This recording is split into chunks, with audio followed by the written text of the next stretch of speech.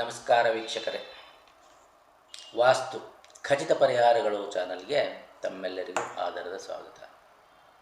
ಈ ಚಾನಲನ್ನು ಶೇರ್ ಮಾಡಿ, ಸಬ್ಸ್ಕ್ರೈಬ್ ಮಾಡಿ, ಕಮೆಂಟ್ ಮಾಡಿ, ನಿಮ್ಮ ಅನುಮಾನಗಳನ್ನು ಪರಿಹರಿಸಿಕೊಳ್ಳಿ. ನಿಮ್ಮ ಅನುಮಾನಗಳನ್ನು ಪರಿಹರಿಸುವುದಕ್ಕೋಸ್ಕರನೇ ಇರುವುದು ಈ ವಾಸ್ತು ಚಾನಲ್. ಈಗ ಇಂದಿನ ವಿಷಯ ಅಗ್ನಿಮೂಲೆಯ ದೋಷಗಳು. ಈ ರೀತಿ ಪೂರ್ವಕ್ಕೆ ದಕ್ಷಿಣಕ್ಕೆ ರಸ್ತೆ ಇರುವಂತಹ ನಿವೇಶನಕ್ಕೆ ಅಗ್ನಿಮೂಲೆಯ ನಿವೇಶನ ಎಂದು ಹೇಳುತ್ತಾರೆ. ಈ ನಿವೇಶನದಲ್ಲಿ ದೋಷವೇನೆಂದರೆ, ನಿವೇಶನ ಪೂರ್ವ ಪಶ್ಚಿಮವಾಗಿ ಉದ್ದ ಇದೆ. ಅಗ್ನಿಮೂಲೆಯ ನಿವೇಶನ ಯಾವತ್ತಿದ್ದರೂ ಸಹಿತ ಉತ್ತರ ದಕ್ಷಿಣ ಉದ್ದವಾಗಿ ಇರಬೇಕು. ಆದರೆ ಈ ನಿವೇಶನ ಪೂರ್ವ ಪಶ್ಚಿಮ ಉದ್ದವಾಗಿರುವುದರಿಂದ ಇಲ್ಲಿ ಯಾವ ರೀತಿಯ ಕಟ್ಟಡಗಳನ್ನು ನಿರ್ಮಿಸಿಕೊಳ್ಳಬೇಕು ಎನ್ನುವುದು ತುಂಬ ಮುಖ್ಯವಾಗಿರುವಂತಹ ವಿಷಯ.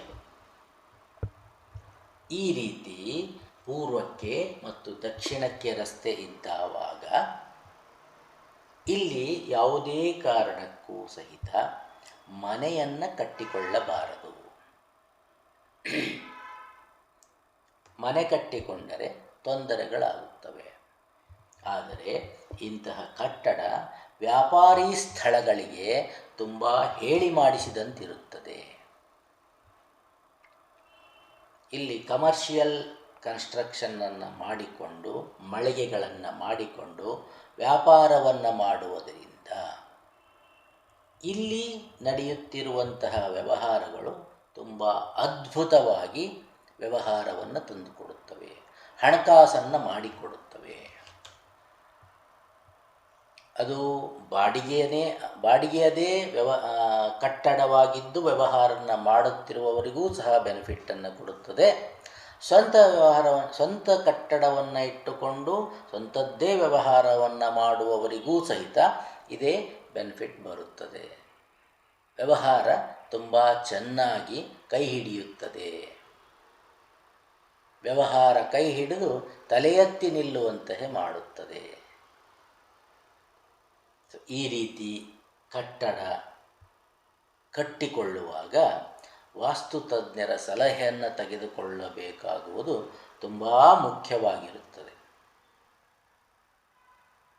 ಇಲ್ಲದಿದ್ದಲ್ಲಿ ಈ ರೀತಿಯ ಕಟ್ಟಡವನ್ನು, ಈ ರೀತಿಯ ನಿವೇಶನದಲ್ಲಿ ಕಟ್ಟಡವನ್ನು ಕಟ್ಟುವಾಗ ನೀವು ಅಂದುಕೊಂಡಷ್ಟರ 3ರಷ್ಟು ದೊಡ್ಡ ಕಟ್ಟಡವನ್ನು ಕಟ್ಟಿ ಸಾಲಕ್ಕೆ ಸಿಕ್ಕಿಕೊಳ್ಳುತ್ತೀರಿ. ಆ ಸಾಲ ತೀರಿಸುವುದೇ ತುಂಬ ಕಷ್ಟವಾಗಬಹುದು.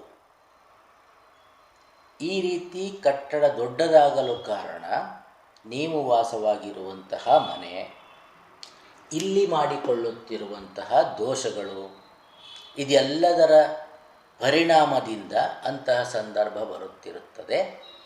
ಆ ಕಾರಣಕ್ಕಾಗಿ ನೀವು ಕಟ್ಟಿಕೊಳ್ಳುವಂತಹ ಕಟ್ಟಡ 1ಕ್ಕೆ 3ರಷ್ಟು ದೊಡ್ಡದಾಗಿ, 1ಕ್ಕೆ 3ರಷ್ಟು ಹೆಚ್ಚು ಸಾಲವನ್ನು ಮಾಡಿಕೊಂಡು 1ಕ್ಕೆ 3ರಷ್ಟು ಹೆಚ್ಚು ಕಷ್ಟವನ್ನು ಪಡುತ್ತೀರಿ.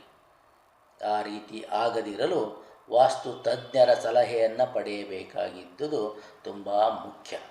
ಎಲ್ಲವನ್ನೂ ಸರಿ ಮಾಡಿಕೊಂಡು ಹೊರಟಾವಾಗ ಎಲ್ಲದೂ ಸರಿಯಾಗುತ್ತದೆ. ಗೊತ್ತಿಲ್ಲದೆ ತಪ್ಪನ್ನು ಮಾಡಿಕೊಂಡರೆ ಖಂಡಿತವಾಗಲೂ ಶಿಕ್ಷೆಯನ್ನು ಅನುಭವಿಸಬೇಕಾಗುತ್ತದೆ. ನಮಸ್ಕಾರ.